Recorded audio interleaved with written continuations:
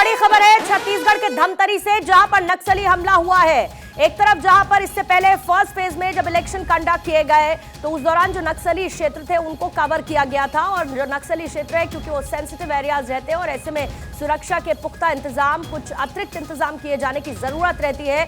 अभी छत्तीसगढ़ के धमतरी में नक्सली हमले को लेकर खबर है। छत्तीसगढ़ में जहां पर सेकंड फेज के लिए 70 सीटों पर वोटिंग हो रही है, तो ऐसे में छत्तीसगढ़ के धमतरी में नक्सली हमले की भी जानकारी मिल रही है। सीआरपीएफ की टीम वहां पर मौजूद थी, उन पर नक्सली हमला किया गया। छत्तीसगढ़ के धमतरी से इस वक्त ये खबर मिल रही है, सीआरपीएफ की टीम पर हमला किया गया है नक्सलियों की तरफ से। आईडी अटैक किया गया, नक्सलियों ने सीआरपीएफ टीम को निशाना बनाया है और धमतरी में ये नक्सली हमला हुआ है, जिसकी ये जानकारी अभी मिल रही है। सीआरपीएफ टीम को निशाना बनाने की कोशिश नक्सलियों की तरफ से छत्तीसगढ़ के धमतरी से इस वक्त की ये खबर है। और जल्दी से संजीव कौशिक जी अगर इस पर आप हेडलाइन कर पाए, क्योंकि अब एक तरफ जहां पर इलेक्शन कंडक्ट किए जा रहे हैं, सेकंड फेज की आज वोटिंग हो रही है और ऐसे में धमतरी से सीआरपीएफ की टीम पर अटैक, जाहिर है एक डिसमेंटल करने की कोशिश है वोटिंग को। बहुत बड़ी चुनौती है और मुझे लगता है कि इससे सतर्क रहने की भी जरूरत है। मतदान के बहिष्कार को लेकर ये उन्होंने एक हमला किया है। हाँ जी बिल्कुल, हाँ बिल्कुल, लेकिन सबों के बावजूद सक्षम है, वहाँ की पुलिस व्यवस्था भी, प्रशासन भी सक्षम है कि इन सब चीज़ों पे काबू पा ले। और ये चूंकि ये इलाका जो है वो नक्सलियों का गढ़ माना जाता है, इसलिए सतर्कता पहले से भी है। और इस तरह के हमले यदि हो भी, 2 सेकंड आपको रोकूंगी। अमर सदाना हमारे संवाददाता और ज्यादा जानकारी के साथ इस वक्त जुड़ चुके हैं। अमर, जरा डिटेल्स दें इस पूरे नक्सल हमले को लेकर। में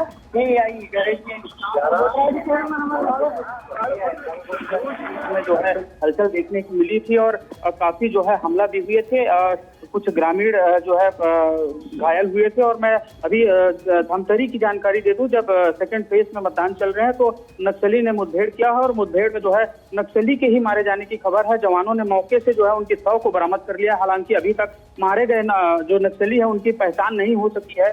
जवानों ने सर्चिंग के दौरान जो मौके से जो है नक्सली को, वर्दीधारी नक्सली को जो है बरामद किया है। तो कुल मिला के देखें तो मुठभेड़ की पुष्टि जो है प्रशांत ठाकुर ने की, एसपी ने प्रशांत ठाकुर ने की है।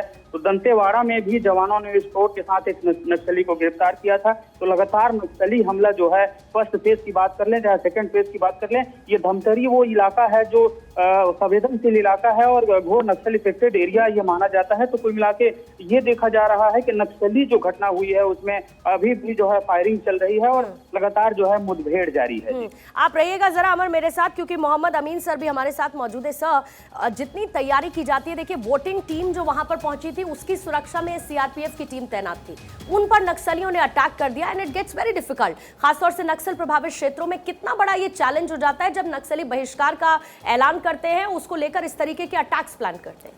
देखिए, जब ये चुनाव घोषित हुआ तो उसमें 2 फेज में कराने की बात हुई छत्तीसगढ़ में, तो इस बात पे ऑब्जेक्शन किया गया। बहुत सी पार्टियों ने कहा कि वहाँ पर 2 फेज में क्यों किए जा रहे हैं।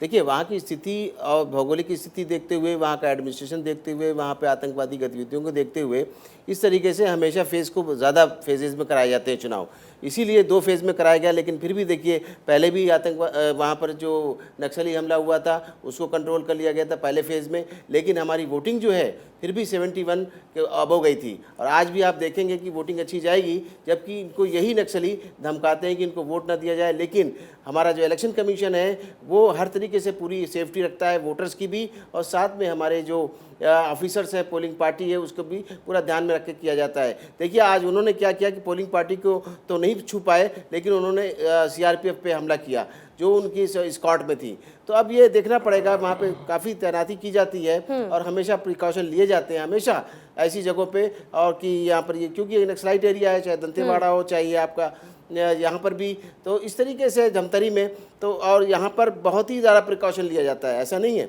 बिल्कुल, इसका आप देखिएगा कि वोटर्स को भी पूरा प्रोटेक्शन मिलेगा और हमारे जो, और इसी बीच में सर अपडेट आ गया है वो दे देते हैं। छत्तीसगढ़ के धमतरी में जो नक्सली हमला हुआ है, इसमें देखिए 2 आईडी धमाके की पुष्टि हुई है। धमतरी में 2 आईडी ब्लास्ट की पुष्टि हो चुकी है। बाइक पर जा रहे जवानों को टारगेट किया गया। नक्सलियों ने मतदान बहिष्कार का ऐलान किया था। जो वोटिंग टीम थी उनके साथ सीआरपीएफ के जवान मौजूद थे और छत्तीसगढ़ में इस वक्त चुनाव चल रहा है, उसी दौरान ये नक्सली हमला हुआ है छत्तीसगढ़ के धमतरी में, जिसमें 2 आईडी ब्लास्ट की पुष्टि हुई है, 2 आईडी धमाके की पुष्टि हुई है। लेकिन इसके साथ साथ मोहम्मद अमीन सर, आप ही से जोड़ते हुए, क्योंकि पहले भी यही होता रहा था, अभी भी यही होता है। एक तरफ कहा यह जाता है कि नक्सलियों को हम मुख्य धारा में लाने की पूरी कोशिश कर रहे हैं, लेकिन एक तरफ वो नक्सली भी हैं जो चाहते हैं कि लोकतांत्रिक व्यवस्था स्टैब्लिश ही नहीं हो, मतदान ठीक से सुचारू रूप से हो ही ना पाए।